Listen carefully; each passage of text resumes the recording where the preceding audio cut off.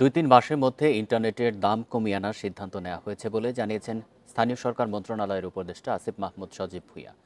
সকালে রাজধানীর বিটিআরসি ভবনে বিশ্ব টেলিযোগাযোগ ও তথ্য সংঘ দিবসের এক অনুষ্ঠানে তিনি এসব কথা বলেন। উপদেষ্টা আসিফ মাহমুদ বলেন, কৃষি ও স্বাস্থ্য খাতে ইন্টারনেট ব্যবহার বাড়াতে হবে। তরুণদের মধ্যে কৃত্রিম বুদ্ধিমত্তার সচেতনতা তৈরি ও তথ্য প্রযুক্তির নিরাপদ ব্যবহার বাড়াতে হবে।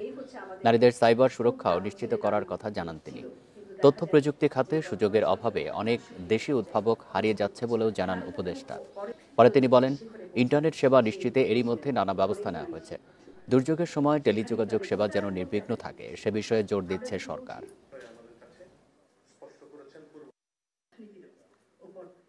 আমরা গতকালকেও একটা ভালো ডেভেলপমেন্ট দেখেছি। আইএজি এবং আইএসপি স্তরে 20% আগামী মাসের মধ্যেই, আগামী 2-1 মাসের মধ্যেই কমিয়ে আনার এক ধরনের সিদ্ধান্ত হয়েছে। তবে এই ক্ষেত্রে আমাদের আরো যারা স্টেক হোল্ডার আছেন তাদেরও সহযোগিতার প্রয়োজন হবে।